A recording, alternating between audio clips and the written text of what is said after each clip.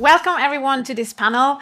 Probably you all have some photos stored in the cloud or your email, and also wondered at some point, well, actually, how secure is it, and does this stuff still belong to me? That's some of the topics we want to discuss now. But let me first introduce my panelists. Christian Cachin, he's a professor computer science at University of Bern. He leads the cryptology and data security group there. And before joining university, he was working at IBM Research for more than 20 years.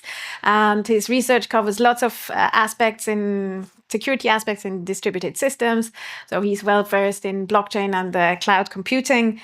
And the question that I would like to ask you for the audience to get to know you better is, would you rather have your data protected by a team of security professionals or by a squad of brilliant AI agents? The AI bots, yes. No, not the AI bots, no.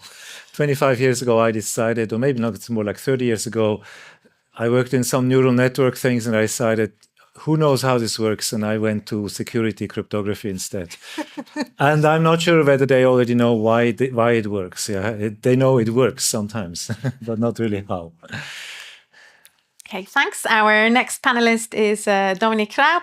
He's been working in the finance industry for 15 years after his PhD in information security and cryptography from ETH. He's been working on architecture and operational security roles at several banks in Switzerland and in Singapore.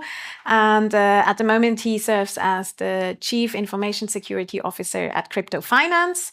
For those of you who don't know Crypto Finance, it's a part of Deutsche Börse Group, a licensed broker and asset manager with high security, custody, and crypto asset storage solutions.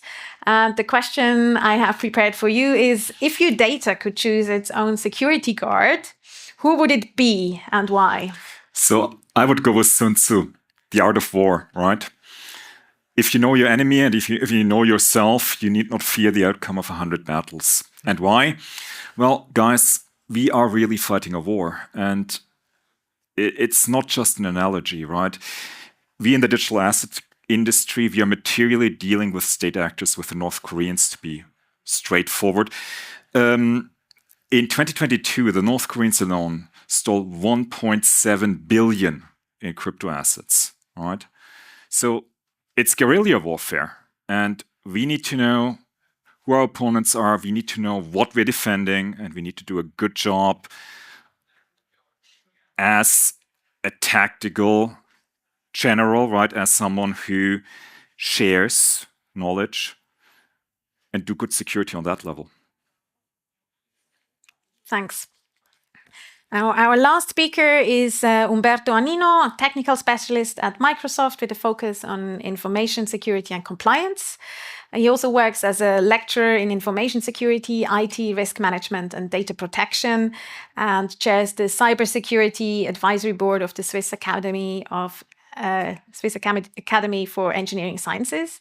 And in the past, he's worked for different financial institutions like SIX or Raiffeisen, Swiss Life, and security consulting. And the question we have for him is, imagine your data had a passport. Where would it be stamped the most and why? I'd say Switzerland. I have to. Or Europe. It's also good enough, I would say. So on par with the legal situation, privacy laws. If cost is an issue, then you'd probably end up in the States. So I'm super lazy, so I mean, security costs money, of course, but the main trade-off, the main concern is usability and comfort. So I hate multi-factor authentication, for example, because now every other account I have has it. So I have like 50 live tokens that I almost use every day. So again, if cost is an issue and comfort, and I don't have to worry, and that goes to know your enemy or threat modeling, then I choose the cheap option or the comfortable option. And otherwise, there's the paranoid option. We're gonna start with some questions more in the paranoia part. Based on Dominik, based on your experience in traditional finance and in your control, what are critical cloud security challenges that organizations often face, and how do they address them? So one core problem we have is intransparency and the poor security defaults that we find on all these cloud providers, right? You get onto one of those cloud providers, and it doesn't really matter which one. You spin up a storage account, and you know what the storage account is set up to do the moment you spin it up? It connects to the internet, because that's lowest entry threshold. And now you put sensitive data on it, and you're not careful. And what happens? You find all your good stuff on paste bin. And that's terrible, right? And this is not going to improve without any sort of a regulatory push, most likely. You set up a VM, same story. You think 2FA as a default? You don't, because, as Umberto said, people hate it. So it's not there, right? You have to switch it on yourself, as you have to do any other 100 other security settings. And that's an issue. And then you also have incidents pointing to poor security architecture under the hood, right? If you think back what you just heard in the presentation before, that solid security layer underneath, you can wonder if that's there, right? You also have a big mismatch between concepts and industry requirements. There's this tendency that everyone can configure their own access control. Industry wants RBAC, right? And control over location and this wealth of services and understanding what the concrete terms and conditions are behind everyone. Huge challenge as well. And how can organizations at least mitigate some of those concerns? With a lot of work, really. You have to have good teams. You have to engage with partners. There's tooling in the market, right? Do a lot of pen testing, and it's a lot of trial and error there as well. So there's really no full out-of-the-box recipe, and it generates a lot of cost in the industry to deal with these issues. So right now, the complexity of these of working with cloud solutions is really high, and even if you just want something simple to work, you have to really think about how to make it secure. Very much so, yes. Well, in the traditional financial industry, the cloud journey, right, typically takes anything between 1 to 5 years or even more. And the reason is that figuring out how to operate and configure this securely so that there's no big nasty incident is material. Never mind the compliance problems. So clearly something that will do that for the customers as best as possible would be highly wanted. So that's definitely one big threat. Umberto, what about insider threats? What is your experience with them, and what kind of mitigation strategies could you recommend? It's first and foremost, I would say it's a cultural thing. So it really highly depends where you are. For example, like wearing this badge here, at work, I always wear the badge visibly. We should do, but we're in Switzerland. So you know the rules in companies. If you see a visitor without the badge visible, talk to them. Try that out in Switzerland. It won't happen. No one is going to challenge or engage with someone foreign in the company. It's like, who's that? I'm not going to approach that person. So it is a problem. It is super under considered depending where you are, and also the gap between information, cybersecurity, whatever you may call it, being still super focused and considered and perceived as a technical, nerdy topic. Geopolitical developments, nothing. Culture and actions of the management, what they say and what they do, role modeling, doesn't really interest anyone. If I go to management, the C-levels, and tell them, look, your actions will influence what people do. And if those people have administrative rights or things like that, things can go south. They go like, what? Oh, geopolitical developments like Russia war with Ukraine. How does that affect us? Why should it affect us? We're not involved at all. So that goes on. We had a Ukrainian developer in a company I consulted. He sabotaged everything the week before he left the company. It was during the war, so after the war happened. So it is a topic, it's under considered, and also you have to differentiate insiders like your employees. They have a implicit trust level that's hopefully higher than externals. And then you have to consider the externals, whoever that is, who made it into your premise or network. And those, even if your employees are super trustworthy and the best of the best and they would never do whatnot, what about the externals? If they make it inside, what happens then? That's assume compromise. That's one of the things that you have to put your mindset on. So what happens then? So we really need to ensure that we have a way to make sure that when decisions are taken or when systems are changed, that it's not just a single person who can do stuff, but there's really multiple parties involved. When I explain what I do, people often say, well, security is cool and so on. And I say, well, look, you have to see security as an attribute. It's not something on its own. So it always affects a system. And it always has to be holistically approached. Otherwise, it won't work. It's a rat race. It will remain a rat race. Yeah. And the asymmetry is something that most people don't understand. The attacker has to just wait until you miss something. And as a security officer, you always have to manage and control everything. So it's by definition, you can't win that race. Yeah. Thanks.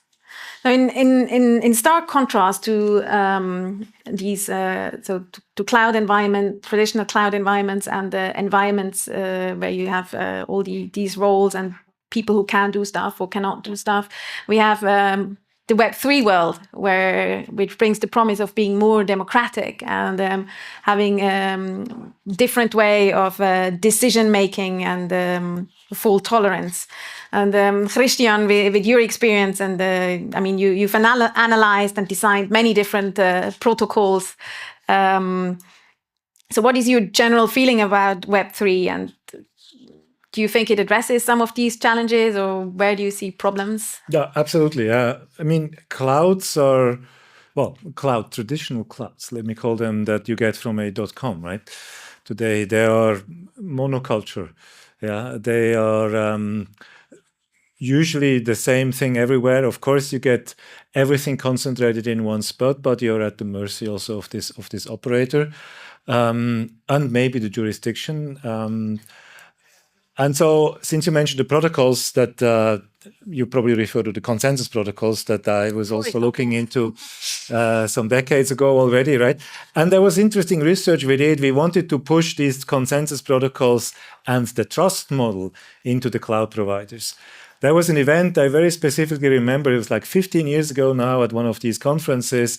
We had an event and said, when are these BFT protocols, BFT is jargon for Byzantine fault tolerance, consensus in the blockchain speech, way before blockchain actually happened. When it's going to happen? When is it going to happen? And the people in the cloud providers said, it's not interesting for us because we have one administrative domain, right? If we have an adversary inside, an insider attack, we have a much bigger problem than running everything in threefold replication or 3F+1 type replication. So we don't do that. We're not interested. And everybody was sort of a bit depressed. But it took this new Web3 idea to plant the seed of the trust model into the heads of the people, namely that multiple providers can be more secure than a single one because you have resilience, because you have built it in. So that's the approach that I see promising. I have seen promising for a long time, and I'm really glad to see it happening now. Yeah, we're working very hard to make it happen and improve the one such protocol every day. I'm not going to name it. Thanks. Now, I have another question for Umberto with respect to your role also with respect to compliance and how can organizations actually maintain control over their data and applications? Especially when dealing with sensitive data.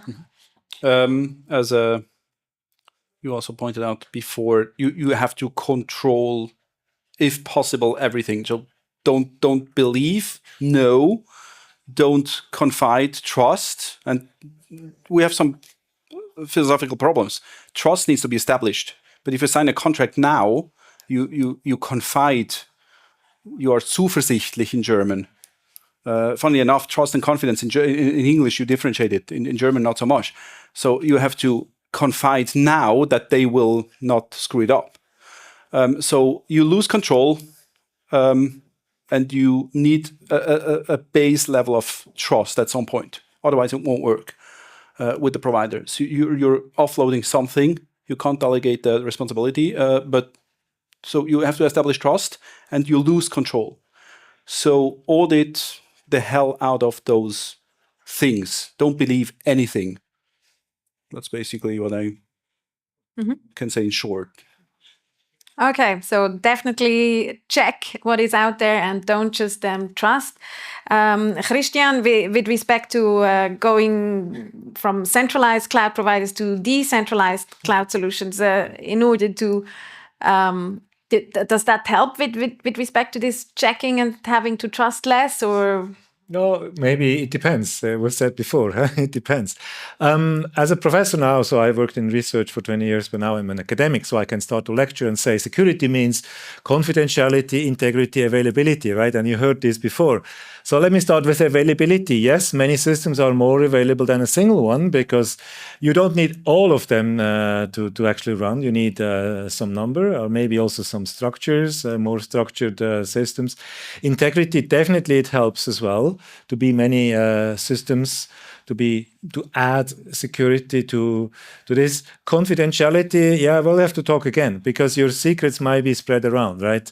So, but cryptography can come to the rescue, and there is also significant work still being done to address the confidentiality part of the distributed cloud infrastructures. Yeah, so there is definitely. So for me, it's the more resilient way, but one has to be able, or one has to face the cost that comes with it, right? Because we're talking about resilience through replication, yeah, and replication means you need more computers than just one. Absolutely, yeah. Nothing is free in this world. Yes. On the other hand, I want to say that, I mean, the systems we have today, like the traditional blockchains, Bitcoin or Ethereum, I named them, they're batch processing. This is the computing from the 1970s and 80s, right? You send a job, and maybe it comes back later, half an hour or something, maybe not, right? And the cloud is interactive, right? And so I'm very glad to see that also we can do interactive, resilient, distributed computing that brings us to the online computing era, in the resilient blockchain era. Yeah, definitely want to go there and be able to. Right? Because you cannot run the chat server on Ethereum. Not at the moment, that's for sure. But yeah, on the internet computer, yes, we can. That's so, what I mean. Yes, exactly. And I mean, we now talked quite a bit about things just being up in the cloud, but in order to be really able to trust these systems, of course, also the physical aspects come into play with, secure hardware. Anything you, with your experience from crypto finance, would like to tell us what you think about this aspect? Yeah, we crucially depend on secure hardware. Why? Christian already highlighted it a bit. There's various aspects, and actually in industry, surprisingly, confidentiality is more important than you think. There is little discussion about, are the results when we compute something at Microsoft that we're getting back, are they okay? There's a lot of discussion around, might any of our confidential business data leak? Might we have regulatory problems or data protection problems because the data goes to the US, right? So the discussion has something of a confidentiality focus, and running a crypto asset custody for asset keys, of course, that has a rather peculiar quality, this type of confidentiality discussion, because if that asset key leaks, the assets are gone, the customer's gone, and the company most probably also gone, right? So confidentiality here is core, and the only market available means of protecting confidentiality properly in a current compute environment is through secure hardware. So we crucially use hardware security modules to protect asset keys. And then, of course, I've recently had interesting conversations with the ICP colleagues, right? And they are now also looking into things like secure compute. This is also something that some of the established cloud providers offer, and there, above the confidentiality, you can also integrate integrity points, right? You can use something like Intel SGX or the competing technology from AMD, where attestation provides another layer that allows you to have a measure of control of the code and data that you put onto the platform, both in confidentiality and then in the integrity of the result. These things are not watertight. They aren't by any means, right? You have these wonderful Spectre attacks. They're microprocessor level controls, and we have microprocessor level vulnerabilities that are established that can be exploited, but there's still a second layer of control that we have on top of what the cloud provider promises us and where we confide, right? And I think, to go back to your point, how do we deal with the asymmetry? And the industry answer is we have to work in layers. There's nothing else to it. We layer controls on top of each other, right? The secure hardware, the assurances given to us by the cloud provider, a good security solution, some penetration testing, and we layer those up on top of each other, and we know full well each and every one of those layers is going to have a hole, right? But we don't need to be perfect. We just need to be better than the next guy, and then they get hacked. So layer up and be difficult to penetrate. That's the choice of the day, and secure hardware is just another layer that is very important for us as a company, but certainly also usable for others. Yeah. And here at DFINITY, we are working on integrating hardware security. It will take a while until it's ready, but hopefully we'll get there soon. So we're already getting towards the end of this panel. I would like to ask each of you to tell me a bit where you think what we're heading towards. Are there any emerging technologies that you think will be particularly helpful in fighting some of the threats that you mentioned, or even bring new threats? And let's be mindful of time and keep your answers short, please. Who would like to start?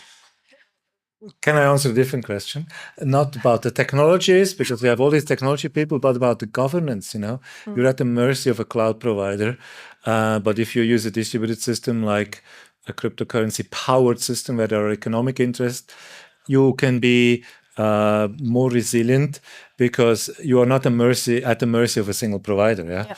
So I just realized that so there's some 2 years ago, Hetzner, the German cloud provider, said, no more crypto mining, no more blockchain on our computer, whatever, right?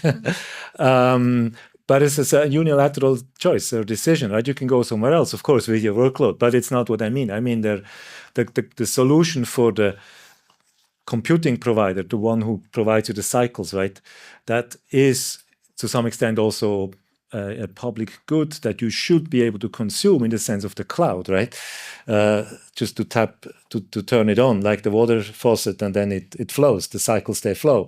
And of course we need a water supply, but it should better be owned by many, not by just one. Thanks. Who wants to go next? Taking a bit of future perspective, right?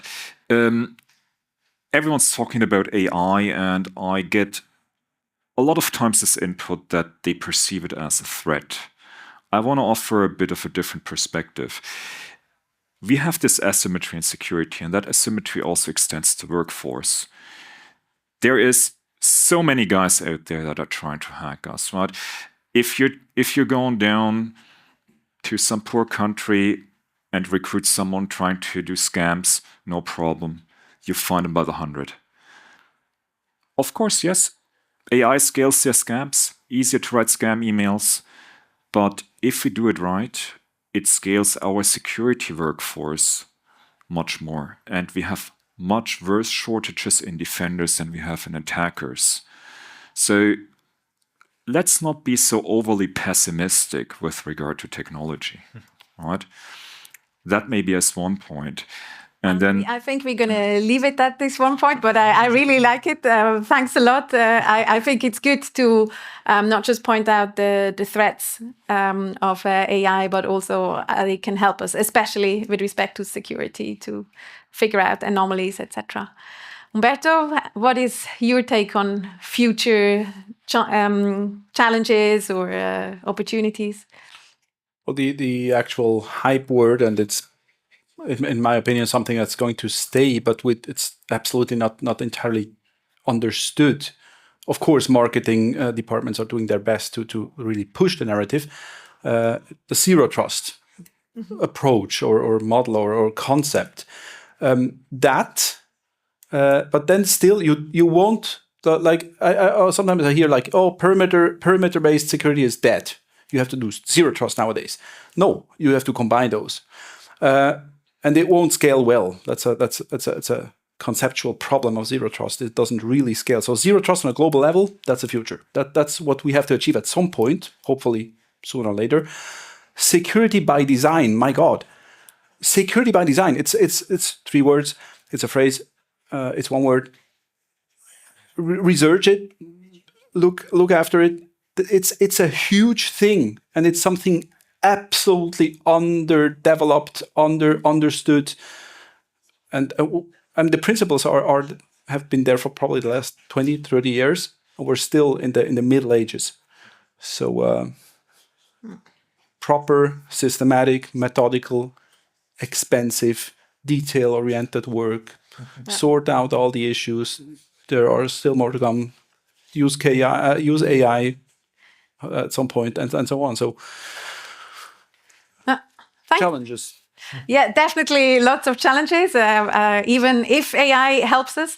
But I think altogether, building up the different layers and adding as much convenience on top of it. So not all of us need to deal with it, but the professionals can try to take this burden from us. And hopefully, or actually, I'm sure that the internet computer will be able to play a role there with the simplifying a lot of it and reducing the complexity. So our vision to be able to run any computation on the internet computer will definitely become a reality, hopefully sooner than later. Thanks, everyone. And if you have more questions to my panelists, I hope they will be around for a bit. And thanks, everyone.